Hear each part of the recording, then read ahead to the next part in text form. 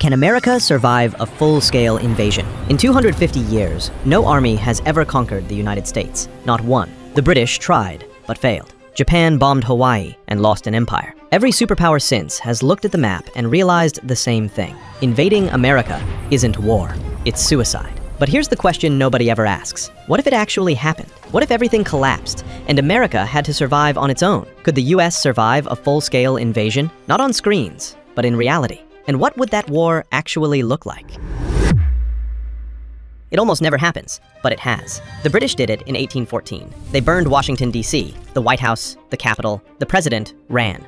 That's the only time in history a foreign army held the U.S. Capitol. Later, in 1916, Pancho Villa's men raided New Mexico, killed Americans, then vanished back across the border. Lastly, in 1942, Japan took 2 small frozen islands in Alaska. When the US finally retook them, the terrain killed almost as many men as the enemy did. And that's it. No one has ever conquered the mainland, because America is a nightmare to invade. Look at the map. 2 oceans, the Atlantic and the Pacific. They're not just water, they're walls. The Pacific alone is 5,000 miles wide, a moving wall of storms, currents, and emptiness. Even superpowers choke on that distance. That's why Hitler never tried. That's why Japan only hit Hawaii.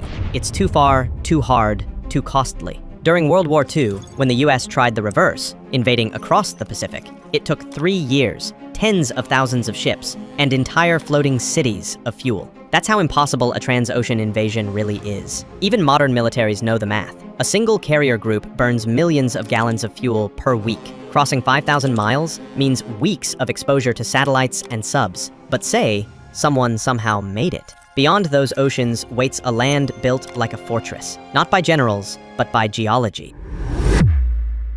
Imagine an enemy fleet finally reaching the Pacific Northwest. They'd expect beaches, but they'd find cliffs. The Olympic Peninsula rises almost straight out of the ocean. No flat land, no easy landing zones. Storms slam the coast like artillery. Rain never stops. Some places get 12 feet a year. That's not weather, that's war.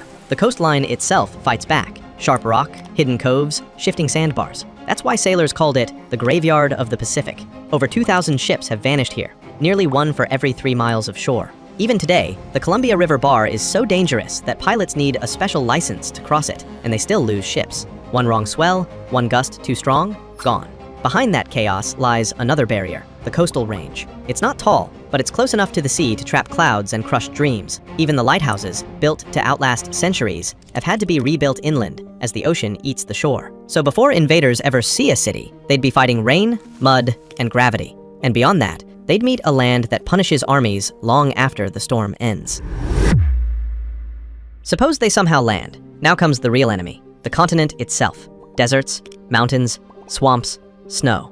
Every mile different, every region hostile. The Rockies slice the West in half. The Mississippi floods its plains. The Appalachians twist the East into endless ridges. Each barrier splits armies and burns fuel. Even US convoys need weeks to cross in peace. In war, it'd be hopeless. The Great Plains look flat, but they're open exposure. Nowhere to hide from drones or jets. The deserts kill engines with heat. The winters break them with ice. Nature doesn't just slow invaders, it starves them. No refuel points, no factories, no friendly locals. Every state line becomes another front, and that's before you count the 330 million people already living here, most of them armed.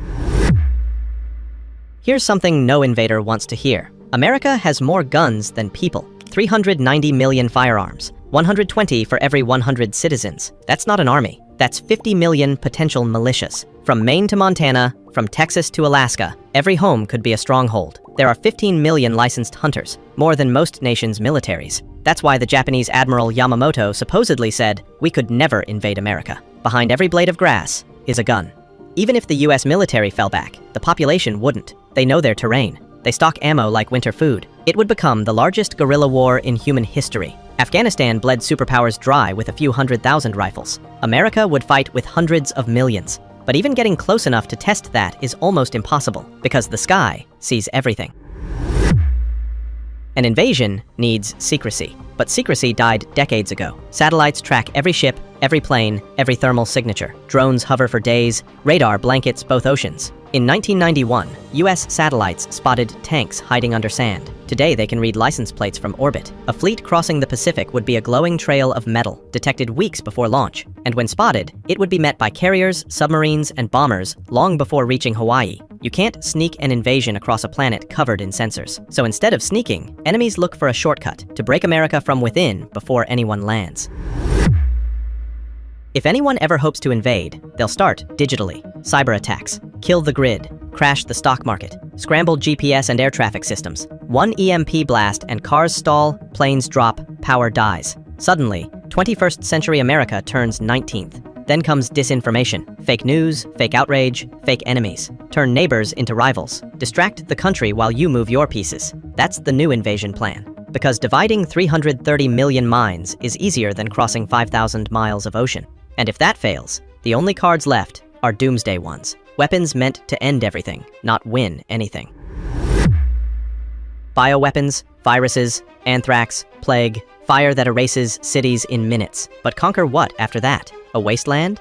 Even using them is suicide. America's second strike arsenal guarantees mutual extinction. If the mainland burns, the attacker burns with it. So instead, enemies posture, threats, missiles, parades. None of it crosses those oceans, because they know what waits. The largest, most battle-tested military in history, backed by land that kills invaders faster than soldiers can. Russia? They can't even hold Ukraine. China? Huge army, but no combat since 1979. Meanwhile, America has fought for a century, from Europe to the Pacific, from deserts to jungles. Every war refined logistics, tech, and command. The Navy sails 11 carriers. The rest of the world combined has half that. The Air Force can strike anywhere on Earth in hours. Every US state has a National Guard unit that knows every bridge, every back road. Even if someone landed troops, reinforcements would fly in from Guam, Japan, Germany, within a day. Borders? Allies. Oceans? Shields. People? Armed. Tech? Watching. That's why no one tries. Because the only thing that could ever conquer America is America itself. Division, hatred, civil war. Lincoln warned it. If destruction be our lot, we must be its author and finisher. If America ever falls, it won't be to tanks or ships. It'll be to arguments, algorithms, and echo chambers. So, could a foreign power even invade the US? They could try, but it would be the bloodiest gamble in history. Oceans would swallow fleets, airstrikes would torch convoys, civilians would fight in the streets. Maybe a city burns, maybe a port falls, but conquer the whole country? Never. Because the oceans defend it, the land protects it, the people arm it, and the technology guards it. The only invasion that could ever work is the one that starts within. If you enjoyed the video,